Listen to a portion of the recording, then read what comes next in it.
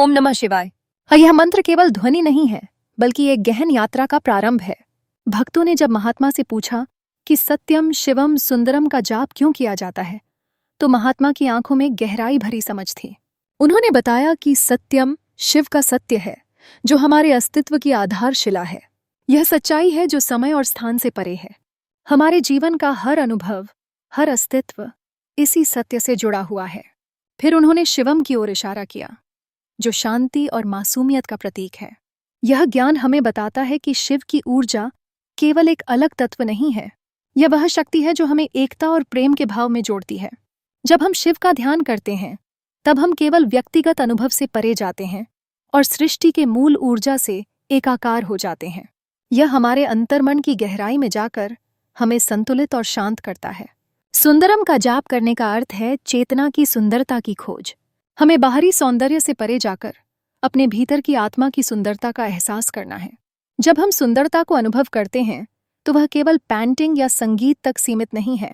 इसके पीछे एक गहरी भावना है, एक ऐसी भावना जो हमें पूरी तरह से अवशोषित कर लेती है, जहां हम समय और स्थान को भूल जाते हैं। जैसे ही हम अपने भीतर की लहरों से जुड़ते हैं, हम ऊर्जा के प्रवाह में डूब जाते हैं। इस प्रकार सत्यम शिवम सुंदरम का जाप एक साधारण अभ्यास से कहीं अधिक है। यह एक आध्यात्मिक यात्रा है जो हमें सत्य, शांति और सुंदरता के मिलन के स्थान पर ले जाती है। ध्यान का यह गहन अभ्यास हमारे विचारों को खोलता है और हमारी चेतना को विस्तार देता है। अंत में यह अनुभव हमें न केवल शिव की दिव्यता की ओर ले जाता है, बल्कि हमारे भीतर छिपे हुए देवत्व की भी पहचान कराता है। इस तरह शिव ध्यान का अभ्यास हमें न केवल एक इंसान के रूप में अनुभव कराता है, बल्कि हमारे अस्तित्व के गहरे तत्व से जोड़ता है। बेबा GMANOJ13.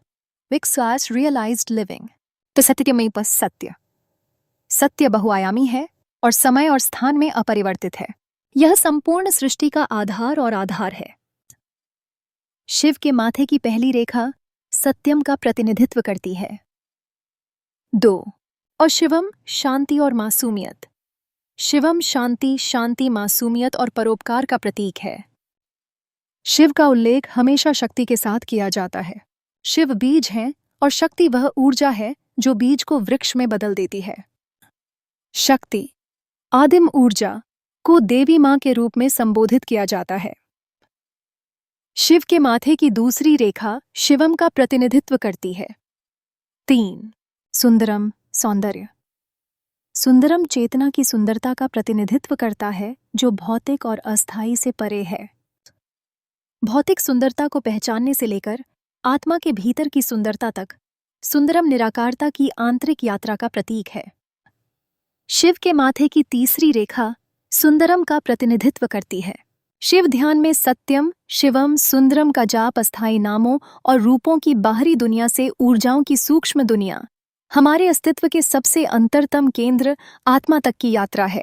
इस यात्रा के माध्यम से भक्त शिव चेतना के मंत्र में परिवर्तित हो जाते हैं, शिव और शक्ति की एकता का अनुभव करते हैं। इस ज्ञान और अंतर्दृष्टि को साझा करने के लिए धन्यवाद। यह वास्तव में शिव ध्यान और सत्यम, शिवम, सुंदरम मंत्र की गहन प्रकृति की समझ को समृद्ध करता है।